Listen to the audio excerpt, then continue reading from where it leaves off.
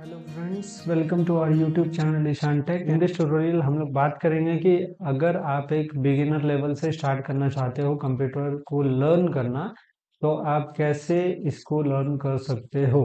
इसके लिए मेरे पास एक पीडीएफ नोट्स अवेलेबल है, जिसमें मैंने आई थिंक मैं ट्राई करूंगा कि इसमें आपको जो भी चीज़ें एज अ बिगिनर आपको पता होनी चाहिए कंप्यूटर के बारे में, वो आपको पता चले। और इस पीडीएफ के थ्रू मैं आपको वो सारी बेसिक लेवल की इंफॉर्मेशन आपको मींस प्रोवाइड करना चाहूँगा, जो कि आपको पता होना चाहिए एज अ बिगिनर। सो और इसका लिंक मैं वीडियो के डिस्क्रिप्शन में भी डाल दूंगा। आप वहाँ से जाके आप इसको डाउनलोड कर सकते हो easily. So the first question is कि what is a computer? A computer is basically an electronic device that takes input from the user, process it and then finally displays the result. It means कि एक computer जो है वो क्या है कि एक कंप्यूटर एक बेसिकली एन इलेक्ट्रॉनिक डिवाइस है, जो कि क्या करता है, यूजर से इनपुट लेता है। और यूजर कौन होता है, तो वो एक्चुअली एक यूजर होता है। देन उसके बाद जो इनपुट आप कंप्यूटर को देते हो, तो वो उसको क्या करता है, प्रोसेस करता है एंड देन उसके बाद एक रिजल्ट शो करता है, जो कि आपके मॉनिटर पे होता है या फिर आपके प्रिंटर के थ्रू आपको एक रिजल्ट शो करके देता है। और दूसरी बात जो आपको पता होनी चाहिए कि चार्ल्स बेबेज को हम लोग फादर ऑफ कंप्यूटर कहते हैं। अब बात करें अगर हम जनरेशन्स के बारे में, तो कंप्यूटर के लगभग में 5 जनरेशन्स आ चुके हैं अभी तक। जो फर्स्ट जनरेशन था हमारा, वो हमारा 1940 टू 1950 का था।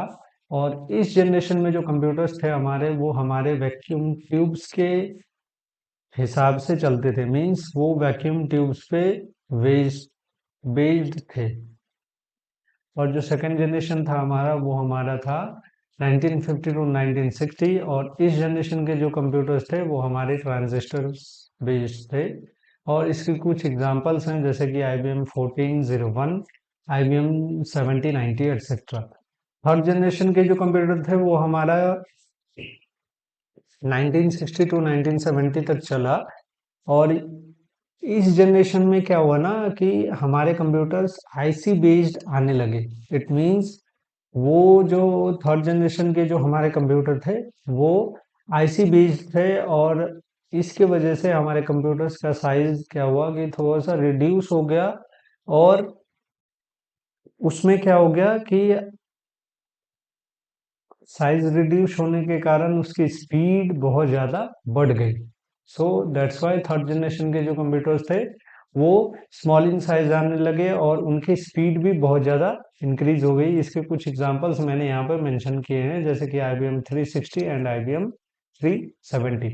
फोर्थ जनरेशन के जो कंप्यूटर्स थे उसमें वो जनरेशन हमारा चला 1970 टू प्रेजेंट। मीन्स अभी तक जो भी हमारे जनरेशन के कंप्यूटर आ रहे हैं फोर्थ जनरेशन के, तो वो 1917 के बाद के आ रहे हैं। और ये जो कंप्यूटर्स थे वो हमारे माइक्रो प्रोसेसर बेस्ड कंप्यूटर्स थे, जिसमें कुछ एग्जांपल्स हैं IBM PC star 1000 etcetera.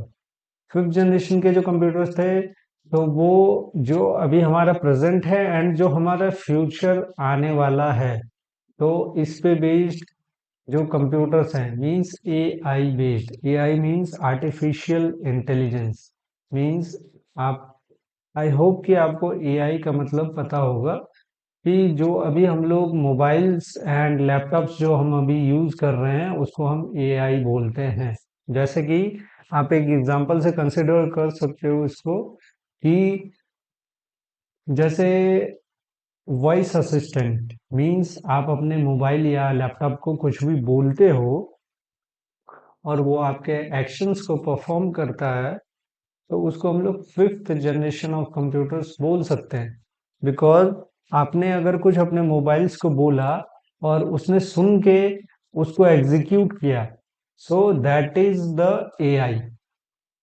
Okay, इसको हम लोग AI बोल सकते हैं, मीन्स आर्टिफिशियल इंटेलिजेंस हम लोग बोल सकते हैं। Okay, now let's move to characteristics of computer. Computer की कुछ कैरेक्टरिस्टिक्स होते हैं, मीन्स कुछ स्पेशलिटी होती हैं।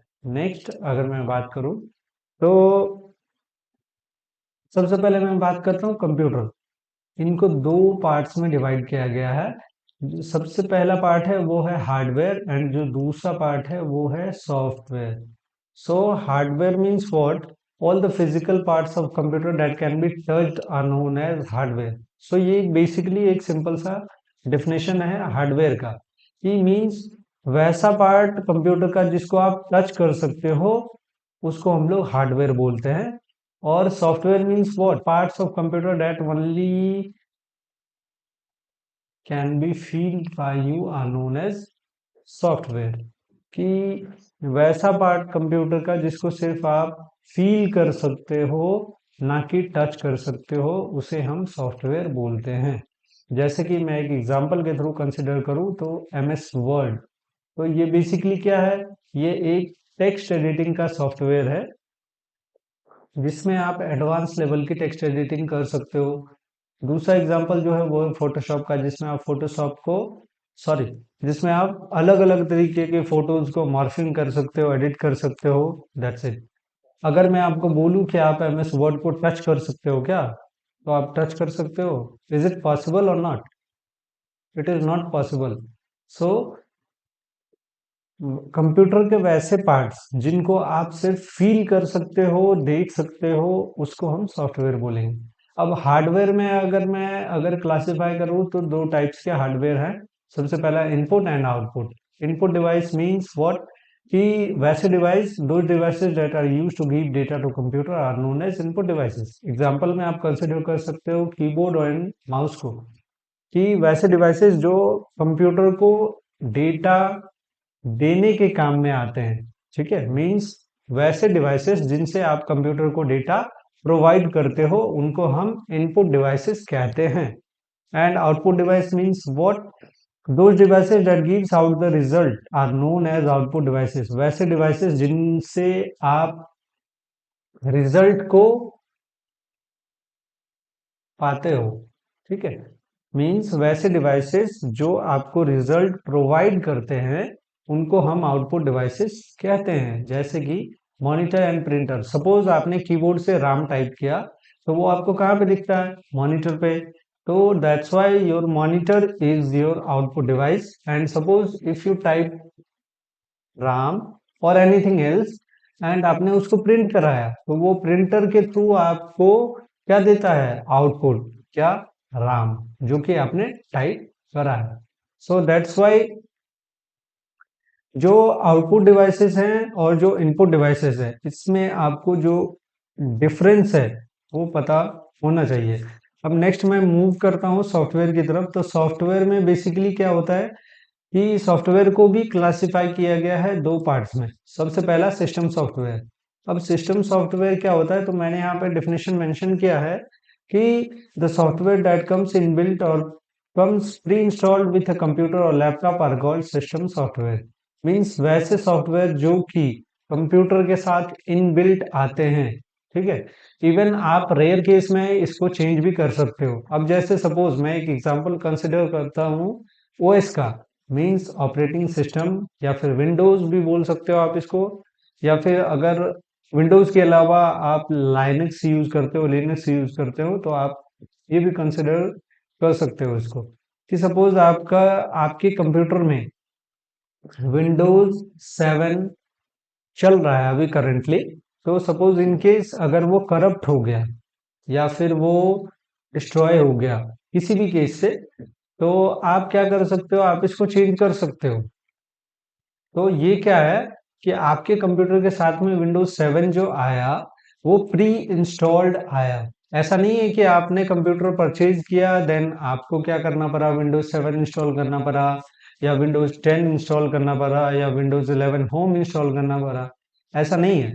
सो जो भी सॉफ्टवेयर आपके कंप्यूटर के साथ में प्री इंस्टॉल्ड आती है उसको हम लोग सिस्टम सॉफ्टवेयर बोलते हैं। नेक्स्ट अगर मैं मूव करूं वो है application software. Application software means what? जिसको आप अपने हिसाब से डाउनलोड करते हो, अपने हिसाब से, अपने नीड के हिसाब से, वर्किंग नीड के हिसाब से आप अपने कंप्यूटर में इंस्टॉल करते हो, उसको हम लोग एप्लीकेशन सॉफ्टवेयर बोलते हैं।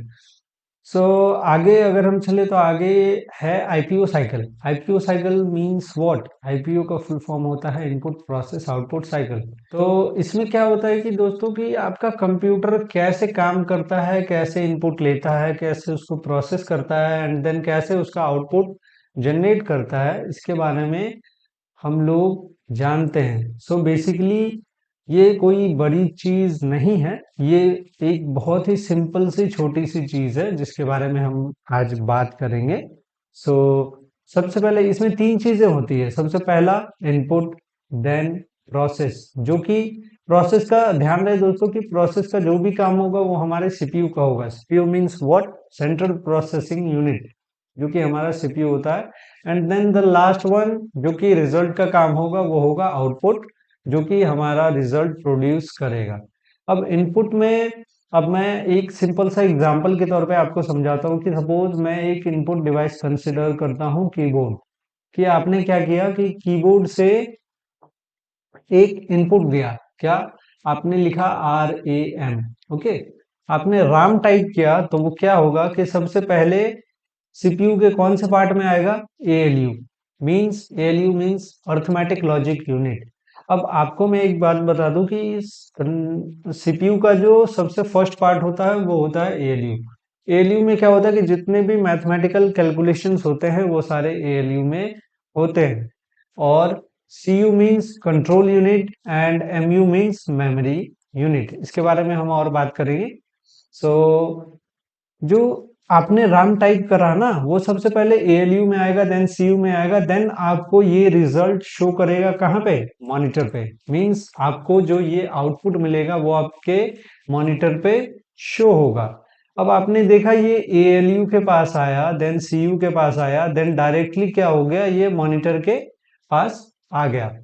बट इफ मैं आपको बोलूं कि ये राम जो आपने यहाँ पे टाइप करा है ये एएलयू के पास आया, सीयू के पास आया, बट ये एमयू के पास नहीं आया, मेमोरी यूनिट के पास नहीं आया। क्यों?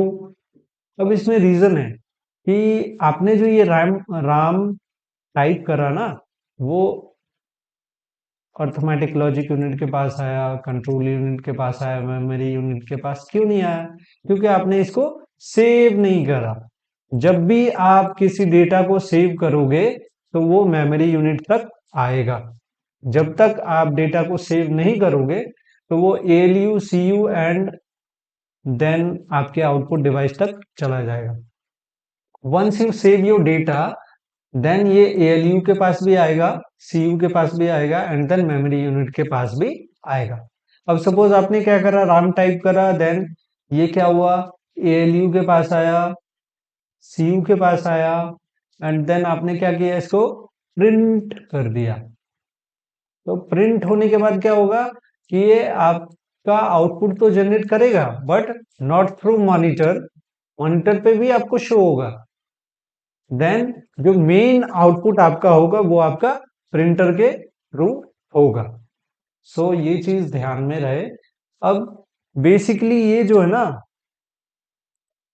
जो आईपीओ साइकिल है हमारा, वो बेसिकली ये बताता है कि हमारा कंप्यूटर काम कैसे करता है। जो जो इंपॉर्टेंट एब्रिविएशंस एंड उनके फुल फॉर्म्स है वो मैंने मेंशन कर दिए हैं नोट्स में, आप चाहो तो इसको चेक कर सकते हो। जैसे कि ALU stands for arithmetic logic unit, CU stands for control unit and then MU stands for memory unit. अब हम बात करेंगे मेमोरी यूनिट के बारे में। इसमें कुछ चीजें हैं जो आपको जाननी चाहिए। So basically MU means memory unit को दो पार्टीशन में डिवाइड किया गया है। सबसे पहला है RAM and ROM. So RAM means what? RAM means random access memory. Okay, ये इसका फुल फॉर्म है। इसको हम लोग बोलते हैं वोलेटाइल मेमोरी। इसके टाइप्स की अगर मैं बात करूं तो ये दो टाइप्स के होते हैं, S RAM and D RAM. S RAM stands for static RAM and D RAM stands for dynamic RAM. Okay, ROM means what? ROM का फुल फॉर्म होता है रीड ओनली मेमोरी। ओके, इसको हम बोलते हैं नॉन वोलेटाइल मेमोरी। और इसके types की अगर मैं बात करूं तो इसके दो टाइप्स होते हैं, EPROM and EEPROM. EPROM stands for erasable programmable read only memory and EEPROM stands for electrically erasable programmable read only memory. अब मैं इनके डिफरेंसेस को आपको थोड़ा सा क्लियर कर दूं कि जो हमारा रैम होता है ना, वो क्या होता है कि इसको हम वोलेटाइल इसलिए बोलते हैं कि ये आपके डेटा को भूल जाता है। अब सपोज एक एग्जांपल आप कंसिडर करो कि आपने कोई एक प्रोग्राम कंप्यूटर स्टार्ट किया एंड कोई एक प्रोग्राम आपने क्या किया, ओपन किया, ठीक है। कोई एक प्रोग्राम आपने क्या किया, ओपन किया।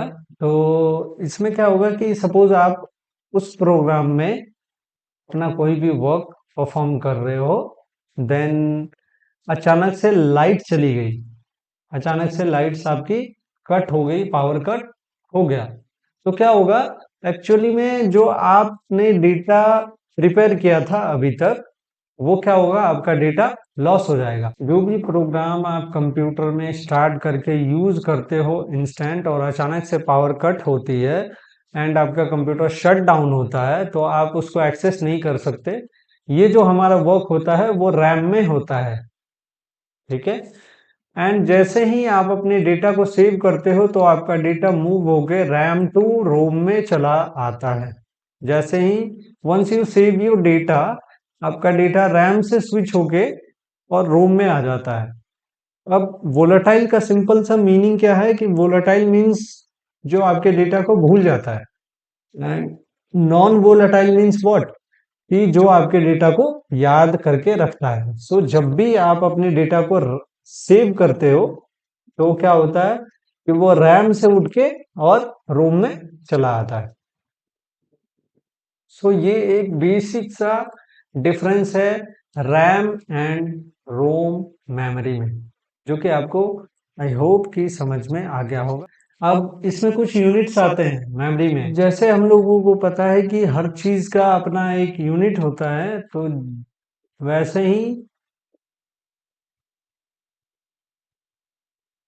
ही हमारे मेमोरी का भी अपना एक यूनिट होता है, और एक नहीं, टोटल अगर मैं बात करूं तो मेमोरी के 7 यूनिट्स होते हैं, बट मैंने इसमें इस पीडीएफ में 4 ही मेंशन किए हैं। टोटल जो अगर मैं बात करूं तो हमारे मेमोरी के 7 यूनिट्स होते हैं, मैंने इसमें टोटल 4 यूनिट्स ही मेंशन किए हैं। सबसे पहला यूनिट जो है वो है KB, means kilobyte, MB megabyte, GB gigabyte and TB terabyte. अब यहाँ पे मैंने कुछ लिखा है, the top to bottom arrange units are in ascending order, every unit contains its value, below I am mentioning the values.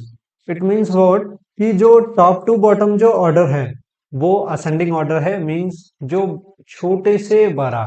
अगर मैं नीचे से ऊपर की तरफ बात करूं तो ये जो ऑर्डर होगा वो होगा बड़े से छोटा। इट मीन्स के भी जो यूनिट है हमारा वो सबसे छोटा है, इससे बड़ा हमारा एमबी है, मेगाबाइट है, और जीबी मीन्स गीगाबाइट है, टीबी मीन्स टेराबाइट है। अब इन सब की अलग अलग वैल्यूज होती हैं। ये अगर मैं आपसे पूछूं या कोई भी आपसे पूछे कि 1 टीबी में जो वैल्यू होगी वो किसकी होगी, तो वो जीबी की होगी, क्योंकि जीबी से स्मॉलेस्ट, टीबी से जो स्मॉलेस्ट यूनिट है वो जीबी की है, और वो कितनी होगी, तो 1024 होगी। And it will remains the same for all. Okay, अगर मैं जीबी की बात करूं तो 1 जीबी में कितना एमबी होगा, 1 जीबी में टीबी नहीं होगा, 1 जीबी में एमबी की वैल्यू होगी, और वो कितनी होगी, 1024 होगी। और 1 एमबी में किसकी वैल्यू होगी, तो वो केबी की वैल्यू होगी, और वो कितनी होगी, 1024। सो आई होप ये चीजें आपके ध्यान में रहेंगी। ओके, ये जो नोट्स है वो हमारा कुछ आई थिंक 20 to 22 पेजेस का हो गया है। इट्स बिकॉज कि मैंने इसमें कुछ कंप्यूटर के एब्रीविएशन मेंशन किए हैं, जो कि कुछ कुछ इम्पोर्टेंट या फिर डेली यूजेस के full forms and short forms हैं जिनको आपको याद रखना चाहिए। और अगर आप एक बिगिनर हो तो आपको यह वीडियो ज़रूर से ज़रूर देखनी चाहिए, ताकि जो भी आपके कंप्यूटर से रिलेटेड डाउट्स हैं वो ज़रूर से ज़रूर क्लियर और जल्द से जल्द क्लियर हो जाए। अगर आपको इससे रिलेटेड कोई भी डाउट हो, कोई भी क्वेरी हो, तो आप मुझे ज़रूर कमेंट करके